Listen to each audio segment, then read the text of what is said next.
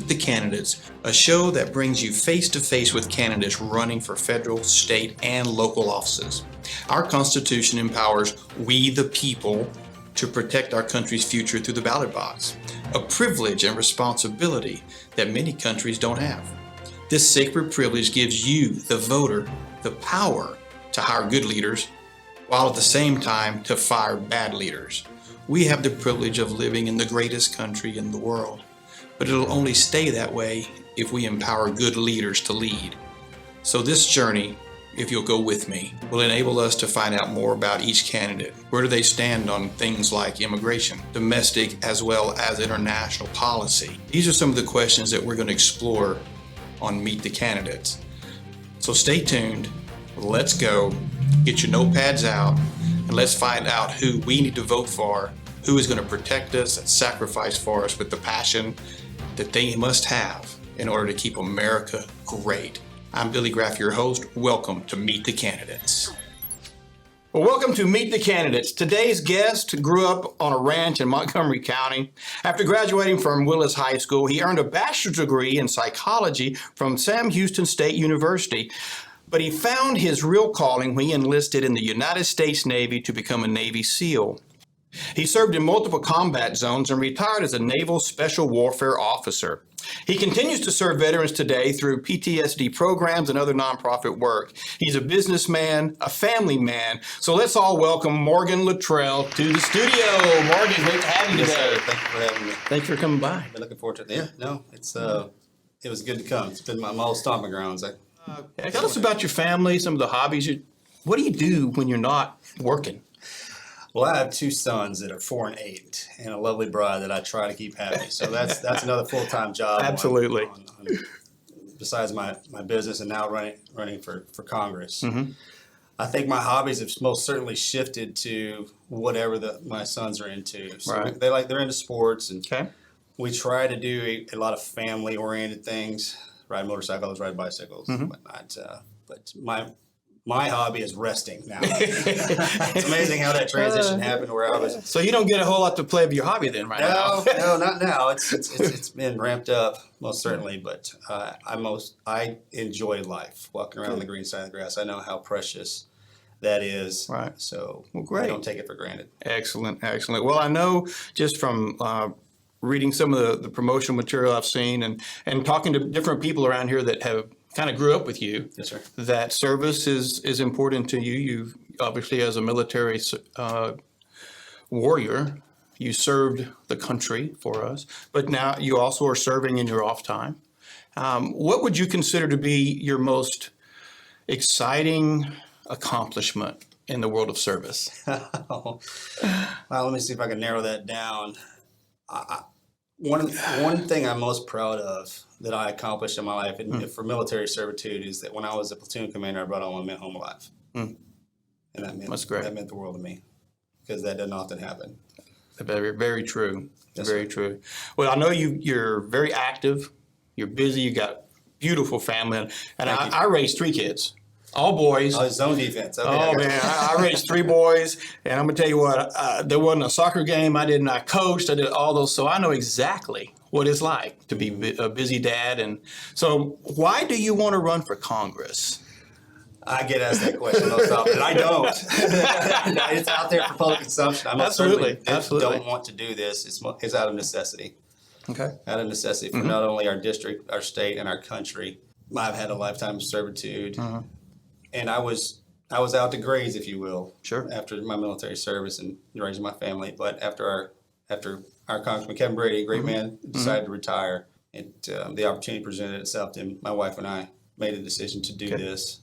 Having good conservative Republican leadership to represent District 8 means the world to us. Great. I know you've got a lot of work experience, a lot of volunteer experience, a lot of service experience. How has all those different things that you've done in your life to this point prepared you to represent the people of this country? I mean, it's funny. That's a great question. I almost certainly didn't do the things I've done in my past to tee me up to be a congressional candidate. That was never my intent at all. Okay. It worked out rather well, actually.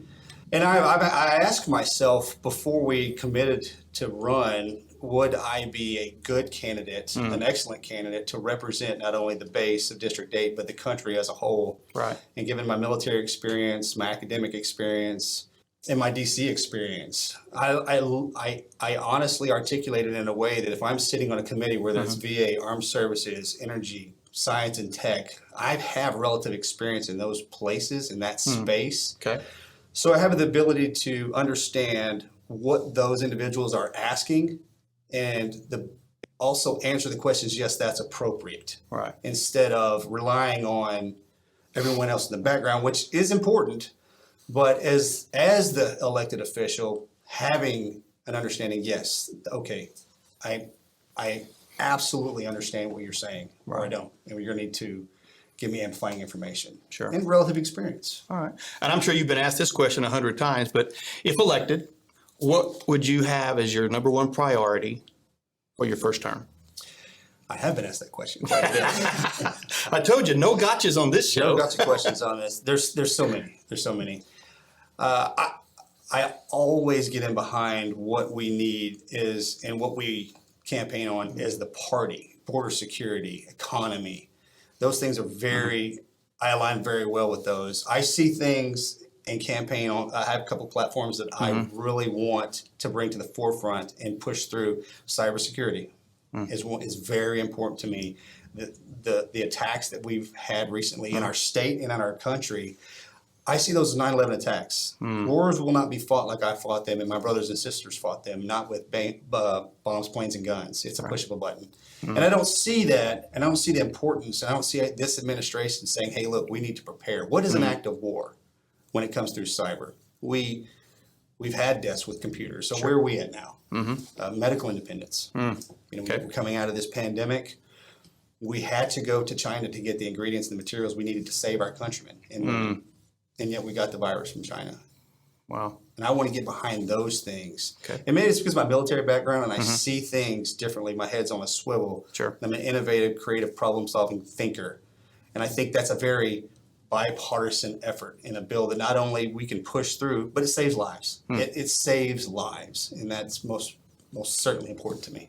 Saving lives is definitely a priority. Yes, sir. All right. All right, guys, guess what? That was the end of the hard, those are actually the easy questions. He was excited there for a minute. He thought that was the hard ones. We're going to be right back with the Liberty section. The Liberty section is where we dig a little bit deeper. We get into some policy questions. We actually give the candidate an opportunity to just give us everything that they want us to know in the area of policy moving forward in this country. And we're going to dissect a few little things in a minute. So hold on. We'll be right back to the Liberty section. Thank you.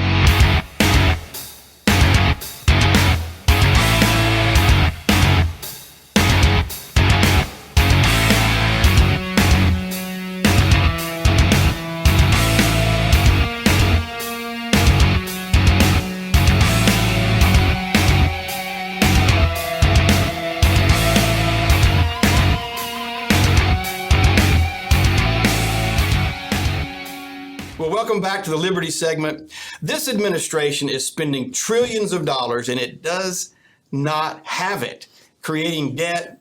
And I want to know this question. Are you willing to put our children, our grandchildren into deeper debt by voting on policies and bills that will increase the debt of this country? No, I'm not willing to sacrifice my children's, my grandchildren's future to overextend our country. And it's just a runaway train. The way I try to define how I see as a businessman, I see the seated administration running the country like they just work for the company, not as if they own it. The Republican Party seems to always operate in a way like, hey, this is our company, and if we're in the red, we're wrong. We need to be in the black. We need to make sure that we have sustainability, not just for us. It's almost as if they're not looking downstream far enough to say, well, I'm not even going to be here when this happens. Right. And that's most certainly not how I live my life, and that's most certainly not how I run my business. 2020 brought on all kinds of open eyes, new insights, and we began to take a look at the voting process here in America. the sanctity of the ballot box became a real discussion throughout our country. Oh, certainly. And when we do that, the Democrats always want to holler voter suppression, voter suppression. My question is very simple. Let's talk about for a minute. I'd like your perspective on voter integrity laws and how important is it that we have a system that is sanctified at the ballot box? No, certainly. I think the Texas legislation on our side is doing a great thing in the laws that they're trying to pass for voter security, voter security to prevent voter fraud. Right. It most certainly plays into a political narrative when they say oppression, and it's just not the facts. Right. One of the most sacred things that we have in our country right now is the ability to vote. And as I mentioned before, cybersecurity is a big platform for me, and that lends itself to just our voter security overall. It has not, and I've been in countries where it's a runaway train. Yeah. And I've seen firsthand what happens if you don't have voter security and what that will do to an incumbent or a reform administration. It'll turn into a cancer, and it's something that you can't control. And we most certainly need to address that now. Okay. Well, what are some things that you think would be good for that? How could we address that from a congressional perspective? What can the Congress do to help with that problem? Get behind this. Let the states get behind the states' rights and let them do exactly what they are trying to do. You know, there's no problems at all with having somebody present an ID in order to vote. I don't understand why that is. And I think the federal government, you know, let's not get out over our skis. Let's support the states. Okay. And give them the ability and the right to secure their ballots like they should. Okay. So you support the idea that the states should be in control of their own election processes. Sure. Okay. Well, let's get into the hard one now. Okay. I know this is the one the candidates love to talk about because this is really some of the things that are going on right now. And so let's talk about the border. Yeah. Let's get into the border comment. First of all, I really would like to know what you think about the current approach that the Biden administration is taking in relation to the border. Oh, they're taking an approach. I must have missed that. That may be a bit callous, but I think that's right on point. Again, I can lend this talking point to the places that I've been around the country where there is no border security. Okay. It's wide open, and it can become infectious, it can become cancerous, and it can scuttle not only the particular state but the country. We have to lock those borders down. We have to. Right. And for us here in District 8, most certainly, because the illegal immigrants that are coming across the border, they're not staying at the border. I have family down at the border. They're coming here and residing in District 8. Oh, absolutely. We're feeling it. And I think because of the bubble that Washington, D.C. lives in, and they're not actually down here with us feeling the overwhelming pressures and what that's doing, they don't get it. Right. We need to have a voice from the district up there who can rally from the base to the troops there and say, this is real. These are the problems that we're having. I'm not telling you this because I want you to hear it. I'm telling you this because I'm feeling it. Right. Right. So what do you see as some of the problems? Nobody's taking it seriously. I mean, Trump nailed it, hit it right on the head. I mean, let's enact Title 42 again. Let's keep them. Let's increase and enact our immigration laws as they should be. Let's unhandcuff and unhinge our agents down at the borders. Let them do their jobs. Bring ICE back and let them do their jobs. Okay. As intended. Yeah. I mean, President Biden is under the impression that he can write new laws now. Do you think that's his job? No, I do not. That's most certainly worrisome, and it should be to everybody. And I don't think that if you peel back the onion, and unfortunately the media has a very strong hold on the American public, which it shouldn't be that way. And I don't think if people do their due diligence and understand the importance of an individual having the ability to do that, and how that can scuttle the overall rules, laws, and regulations, there's a miss. Okay, so when he doesn't do what he's supposed to do, what are the states supposed to do? Say that again. When the federal government doesn't do their part at the border, what can the states do? Oh, sure. Yeah, no, Texas. So God bless Texas. You know, I'm a Texan through and through. And I think we're doing what we haven't turned it totally loose, but Texans are saying, hey, yeah, we'll build it ourselves. We'll pull money from areas and we'll build a wall ourselves. If you're not going to help us out, we're going to stand alone. Okay. And it shouldn't be that way. The federal government, because the immigration and border security affects everyone.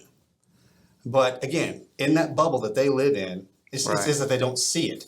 So I back Texans 100% in the state say, you know what, we got this. We'll close our border down on our own. Okay. We've always been good at that. What do you think the state has authoritatively? Can they do something actively?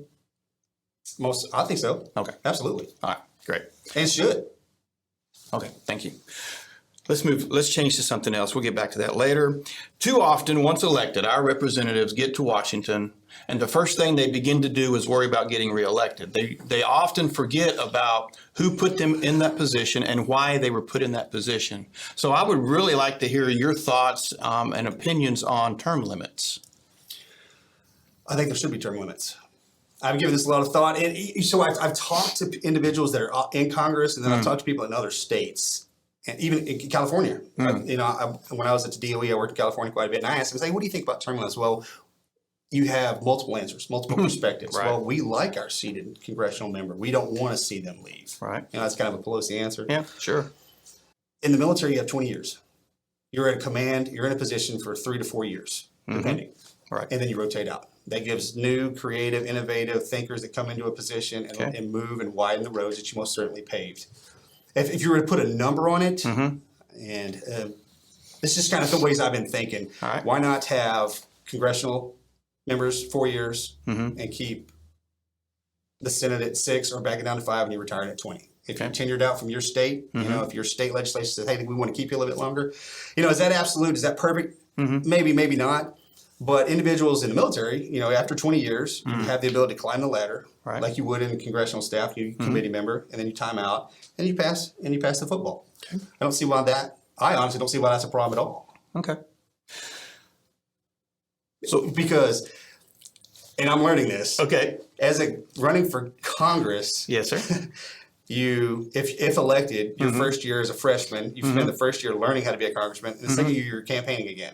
So you're really kind of taken out of the House in order to campaign to get back into the House. Right. And it's kind of a on year, off year, on year, off year. And I think that's extremely challenging. How I see it, if you have the ability to get in and just front sight focus on what you need to accomplish instead of having to come back. Right. And I'm leaving my family here to keep me grounded. So I'm going back and forth anyway. Absolutely. Oh, absolutely. And then, that just kind of feeds into the question about term limits because you're exactly right. We continually have to reelect, start over. So I think it's an interesting conversation. Sure. Appreciate your thoughts on that. There's another brewing situation that we have in our country. It's been brewing for a long time, and it's one I'm very concerned about. And as a father, I'm curious as to your thoughts in this area. Education. Education is the tool that will build our next generation of leadership. Oh, certainly. Not only academically, but socially and intellectually. So my question is simply this, as a U.S. congressman, how much should the government, the federal government, get their tentacles into the education system from K through graduation? I always refer back to the states. Okay. I'm a states guy. Okay. As far as federal government, hands off. Let the states handle this. It's a states issue. And like you, and I teach. I'm an adjunct professor at Sam Houston State. Right. So I understand developing young minds. I'm a graduate level professor though, so it's a little bit different. Sure. But having two sons in the public school system, I honestly believe that we don't need to inject improper education materials into our school systems. And the reason I say I don't believe federal government should have a touch point in that because administrations change, perceptions change, but history, mathematics, engineering does not. Right. And it shouldn't be skewed just for public perception. Okay.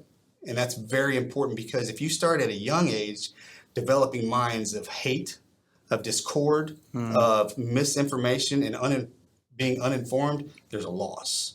And that's a steady trajectory downward. Gotcha. All right, we might as well jump to the question that everybody always wants to know when we're running for these. Give us your thoughts and your policy positions on abortion. I'm 100% pro-life. Okay. Unquestionable. Okay. Period. Okay. Tax reform. And we can take we can take a few minutes and talk about tax reform, and because that's a big thing that's going. We really want to talk about. No, absolutely. Because one of the jobs that the Congress does, they are the controller of the budget. Good job, Kevin Brady. Getting us where we got to go. And it's, people's like, hey, how are you going to fill Kevin Brady's shoes? He did a great job on the tax reform. I'm not trying to fill Congressman Brady's shoes. I'm just trying to widen the road that he paved. Okay. As a businessman, tax reform is very important to me. Okay. I'm an optimist in thinking, hey, look, the Trump administration did a great job getting the tax reform. Maybe the Biden administration will be like, hey, look, they did all the heavy lifting. Let's just leave it alone. I'm always lower taxes. Okay. Lower taxes. I think lower taxes, that will rein in and restrict a runaway train, the spending of the state administration. It helps. So when it comes to tax reforms, I'll always say just lower the taxes, the better. Are we in a comfort zone right now? Yes. Okay. Could it skyrocket and completely lose? We could lose sight of it? Absolutely. Could it always go lower? I believe so. Absolutely. Okay. It will take a unified front on both sides. So we take down the House, the Senate, and get administration. Well, let's go for it. Okay. Do you have any one big point or real policy that you think could maybe make a major adjustment in the tax reform before we move on? Nothing that just explodes. Okay. I hang my hat on the one that Brady worked 2 decades for. Gotcha. It's definitely a complicated issue. Most certainly. Yeah. So, all right, guys, we have made it through the hard questions, and we're looking forward to the next section. The hope section is my favorite section of the show. Most of the time, we do not give our candidates any opportunity to talk about the future or to talk about how they are going to lead. But on this show, we really want to allow each candidate the opportunity to just share their passions and share their heart with you, because we want to make sure that you really know who and what you're voting for.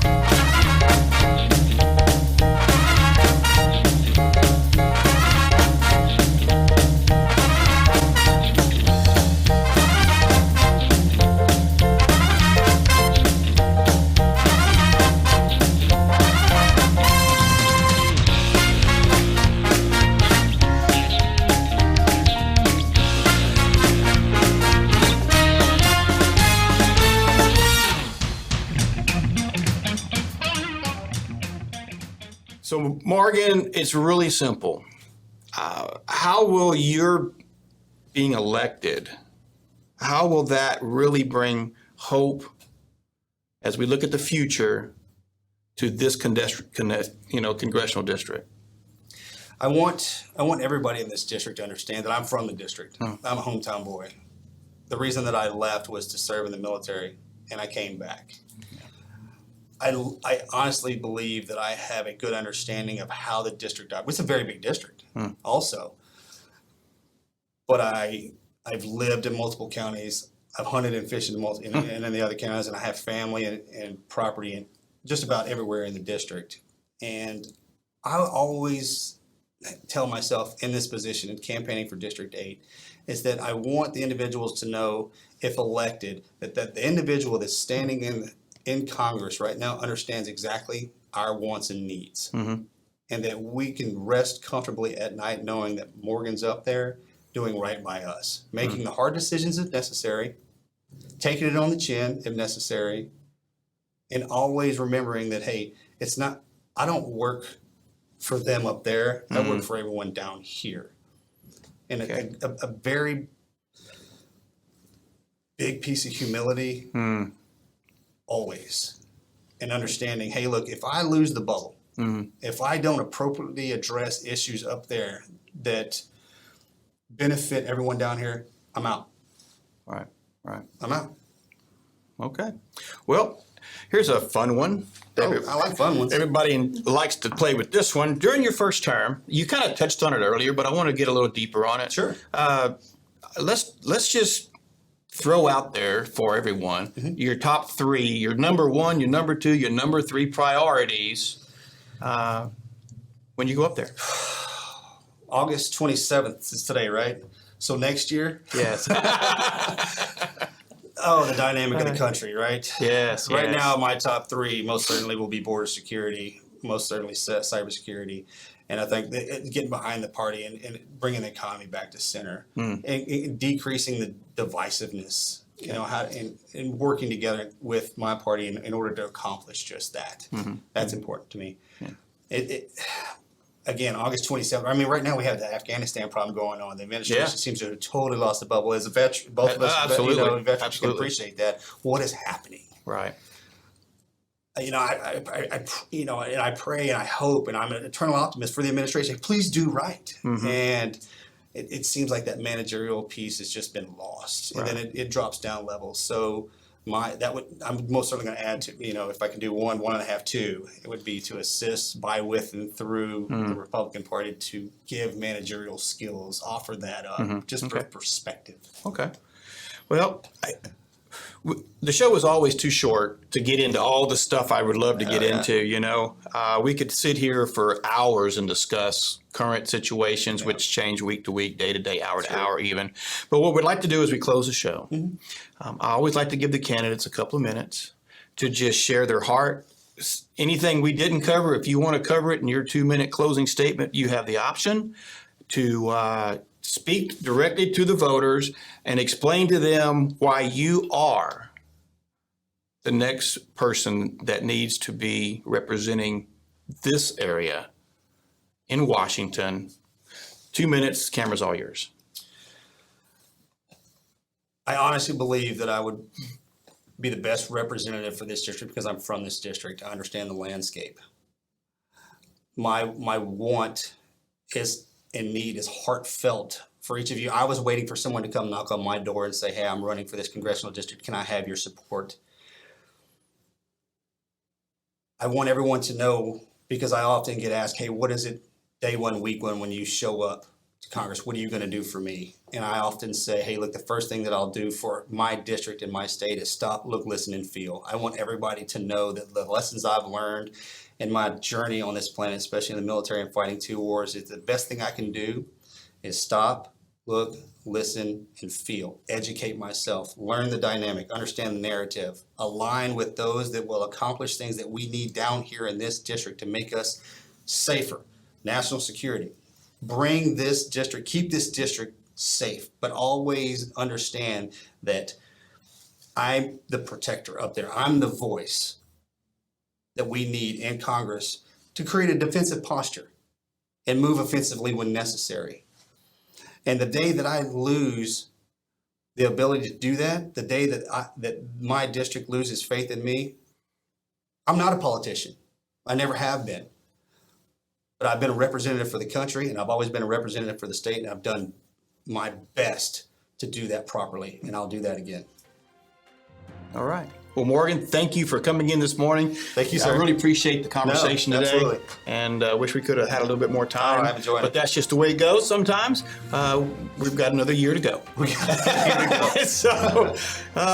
All right, everybody. Thank you so much for joining us today. I'm Billy Graff, your host of Meet the Candidates. The views and opinions expressed in this broadcast are those of the hosts and guests and do not necessarily reflect the position of the management and ownership of mcplive.tv.